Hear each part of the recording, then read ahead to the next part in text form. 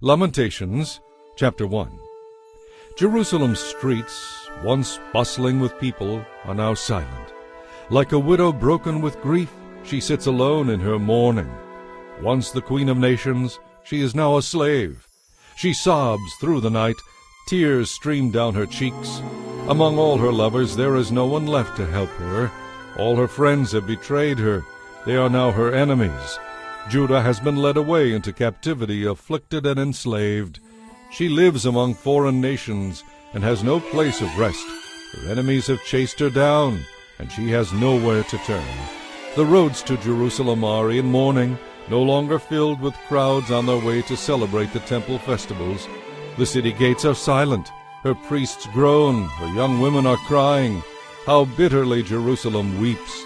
Her oppressors have become her masters, and her enemies prosper, for the Lord has punished Jerusalem for her many sins. Her children have been captured and taken away to distant lands. All the beauty and majesty of Jerusalem are gone. Her princes are like starving deer searching for pasture, too weak to run from the pursuing enemy. And now, in the midst of her sadness and wandering, Jerusalem remembers her ancient splendor. But then she fell to her enemy, and there was no one to help her. Her enemy struck her down and laughed as she fell. Jerusalem has sinned greatly, so she has been tossed away like a filthy rag. All who once honored her now despise her, for they have seen her stripped naked and humiliated. All she can do is groan and hide her face. She defiled herself with immorality, with no thought of the punishment that would follow. Now she lies in the gutter, with no one to lift her out.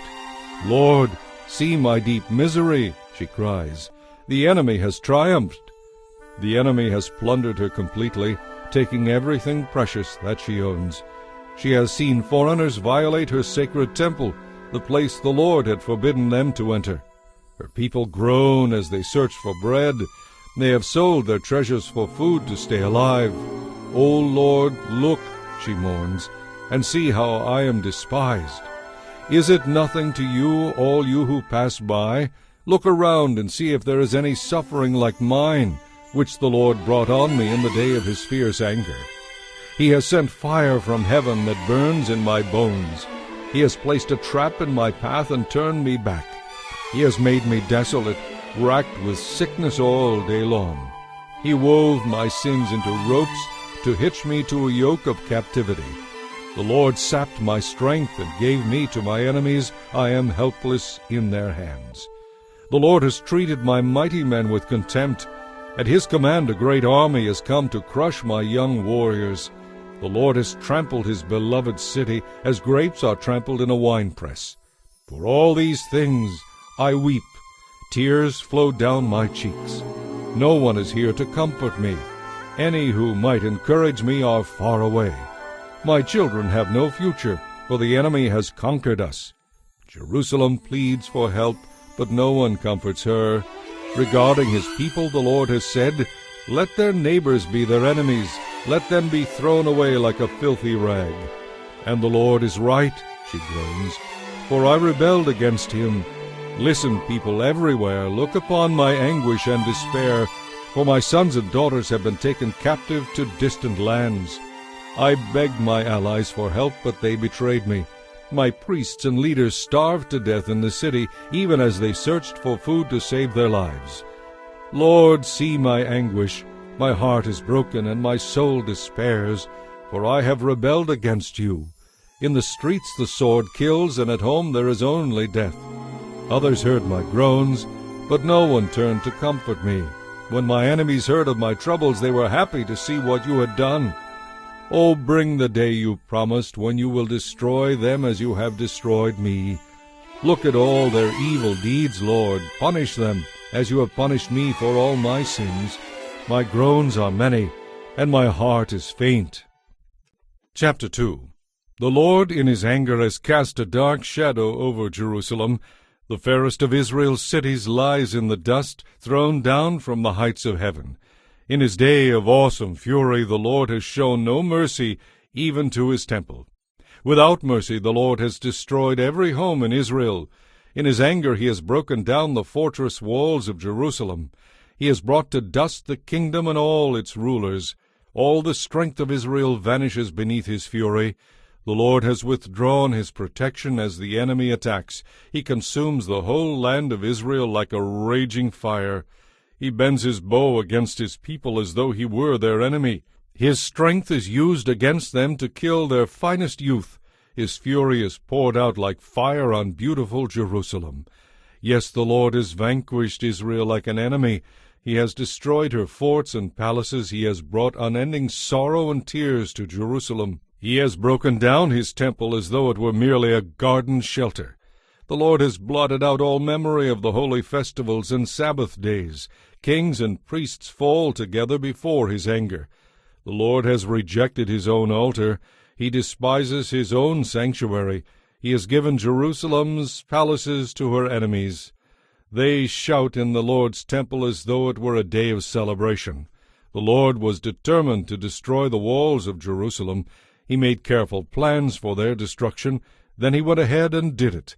Therefore the ramparts and walls have fallen down before him. Jerusalem's gates have sunk into the ground. All their locks and bars are destroyed, for he has smashed them. Her kings and princes have been exiled to distant lands. The law is no more. Her prophets receive no more visions from the Lord. The leaders of Jerusalem sit on the ground in silence, clothed in sackcloth. They throw dust on their heads in sorrow and despair. The young women of Jerusalem hang their heads in shame. I have cried until the tears no longer come. My heart is broken, my spirit poured out, as I see what has happened to my people. Little children and tiny babies are fainting and dying in the streets. "Mama, we want food," they cry, and then collapse in their mother's arms. Their lives ebb away like the life of a warrior wounded in battle. In all the world has there ever been such sorrow? O daughter of Jerusalem, to what can I compare your anguish? O virgin daughter of Zion, how can I comfort you? For your wound is as deep as the sea. Who can heal you? Your prophets have said so many foolish things, false to the core. They did not try to hold you back from exile by pointing out your sins. Instead, they painted false pictures, filling you with false hope.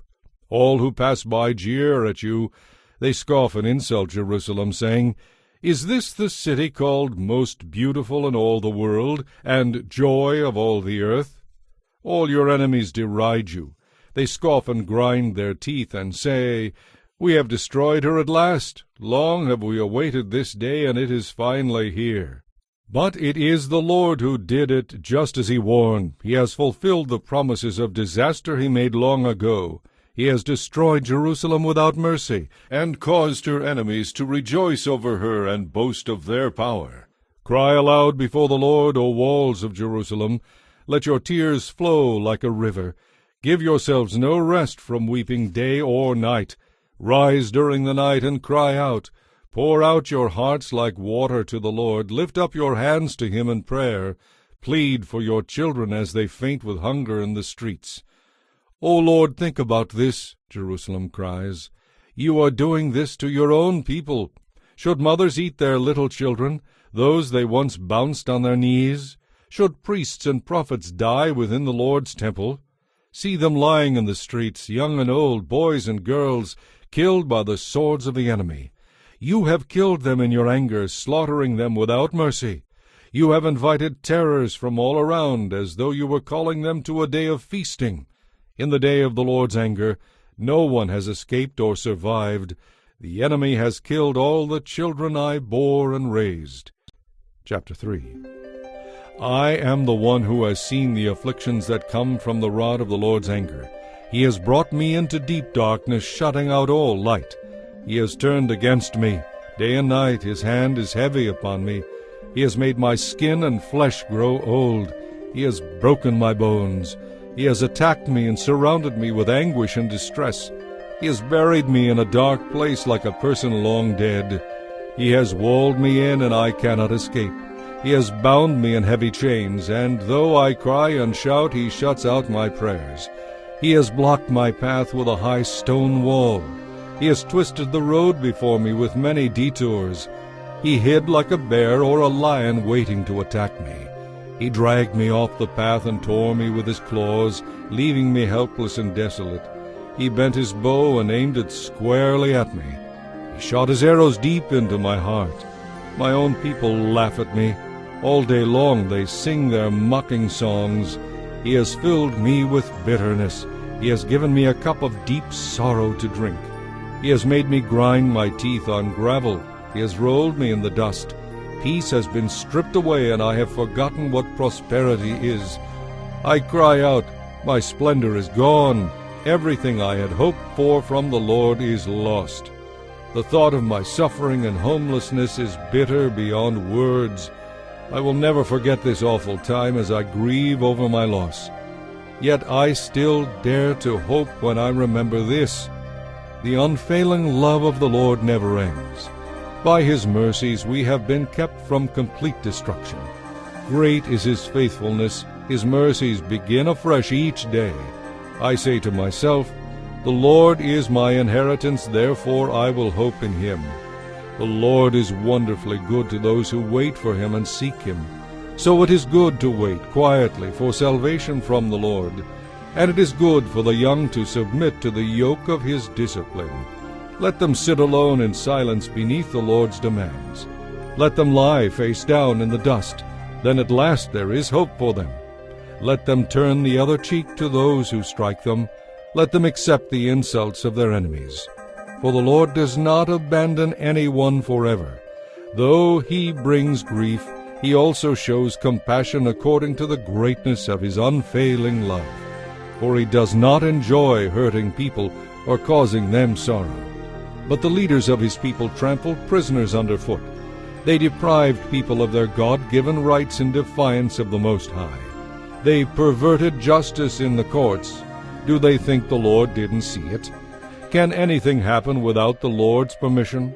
Is it not the Most High who helps one and harms another? Then why should we, mere humans, complain when we are punished for our sins? Instead, let us test and examine our ways. Let us turn again in repentance to the Lord. Let us lift our hearts and hands to God in heaven and say, we have sinned and rebelled, and you have not forgiven us. You have engulfed us with your anger, chased us down, and slaughtered us without mercy. You have hidden yourself in a cloud so our prayers cannot reach you. You have discarded us as refuse and garbage among the nations. All our enemies have spoken out against us. We are filled with fear, for we are trapped, desolate and ruined. Streams of tears flow from my eyes because of the destruction of my people. My tears flow down endlessly. They will not stop until the Lord looks down from heaven and sees. My heart is breaking over the fate of all the women of Jerusalem. My enemies, whom I have never harmed, chased me like a bird. They threw me into a pit and dropped stones on me. The water flowed above my head, and I cried out, this is the end. But I called on your name, Lord, from deep within the well, and you heard me. You listened to my pleading, you heard my weeping. Yes, you came at my despairing cry and told me, do not fear. Lord, you are my lawyer. Plead my case, for you have redeemed my life. You have seen the wrong they have done to me, Lord. Be my judge and prove me right. You have seen the plots my enemies have laid against me. Lord, you have heard the vile names they call me. You know all about the plans they have made, the plots my enemies whisper and mutter against me all day long. Look at them. In all their activities they constantly mock me with their songs. Pay them back, Lord, for all the evil they have done. Give them hard and stubborn hearts, and then let your curse fall upon them. Chase them down in your anger, destroying them from beneath the Lord's heavens. Chapter 4. How the gold has lost its luster, even the finest gold has become dull. The sacred gemstones lie scattered in the streets. See how the precious children of Jerusalem, worth their weight in gold, are now treated like pots of clay. Even the jackals feed their young, but not my people Israel. They ignore their children's cries like the ostriches of the desert. The parched tongues of their little ones stick with thirst to the roofs of their mouths. The children cry for bread, but no one has any to give them. The people who once ate only the richest foods now beg in the streets for anything they can get. Those who once lived in palaces now search the garbage pits for food. The guilt of my people is greater than that of Sodom, where utter disaster struck in a moment with no one to help them. Our princes were once glowing with health. They were as clean as snow and as elegant as jewels, but now their faces are blacker than soot. No one even recognizes them. Their skin sticks to their bones. It is as dry and hard as wood. Those killed by the sword are far better off than those who die of hunger, wasting away for want of food. Tender-hearted women have cooked their own children and eaten them in order to survive the siege. But now the anger of the Lord is satisfied. His fiercest anger has now been poured out. He started a fire in Jerusalem that burned the city to its foundations. Not a king in all the earth, no one in all the world, would have believed an enemy could march through the gates of Jerusalem. Yet it happened because of the sins of her prophets and priests, who defiled the city by shedding innocent blood. They wandered blindly through the streets, so defiled by blood that no one dared to touch them. "Get away!" the people shouted at them. "You are defiled, don't touch us!" So they fled to distant lands and wandered there among foreign nations, but none would let them stay. The Lord himself has scattered them, and he no longer helps them. The priests and leaders are no longer honored and respected. We looked in vain for our allies to come and save us, but we were looking to nations that could offer no help at all. We couldn't go into the streets without danger to our lives. Our end was near, our days were numbered, we were doomed. Our enemies were swifter than the eagles. If we fled to the mountains, they found us. If we hid in the wilderness, they were waiting for us there. Our king, the Lord's anointed, the very life of our nation, was caught in their snares. We had foolishly boasted that under his protection we could hold our own against any nation on earth. Are you rejoicing in the land of Uz, O people of Edom? But you too must drink from the cup of the Lord's anger. You too will be stripped naked in your drunkenness. O Jerusalem, your punishment will end. You will soon return from exile. But Edom, your punishment is just beginning. Soon your many sins will be revealed. Chapter 5. Lord, remember everything that has happened to us. See all the sorrows we bear. Our inheritance has been turned over to strangers, our homes to foreigners. We are orphaned and fatherless. Our mothers are widowed. We have to pay for water to drink, and even firewood is expensive. Those who pursue us are at our heels. We are exhausted, but are given no rest. We submitted to Egypt and Assyria to get enough food to survive. It was our ancestors who sinned, but they died before the hand of judgment fell. We have suffered the punishment they deserved. Slaves have now become our masters. There is no one left to rescue us. We must hunt for food in the wilderness at the risk of our lives. Because of the famine, our skin has been blackened as though baked in an oven. Our enemies rape the women and young girls in Jerusalem and throughout the towns of Judah. Our princes are being hanged by their thumbs, and the old men are treated with contempt. The young men are led away to work at millstones, and the children stagger under heavy loads of wood. The old men no longer sit in the city gates. The young men no longer dance and sing. The joy of our hearts has ended. Our dancing has turned to mourning. The garlands have fallen from our heads. Disaster has fallen upon us because we have sinned. Our hearts are sick and weary, and our eyes grow dim with tears. For Jerusalem is empty and desolate, a place haunted by jackals. But Lord, you remain the same forever. Your throne continues from generation to generation. Why do you continue to forget us? Why have you forsaken us for so long? Restore us, O Lord, and bring us back to you again. Give us back the joys we once had. Or have you utterly rejected us? Are you angry with us still?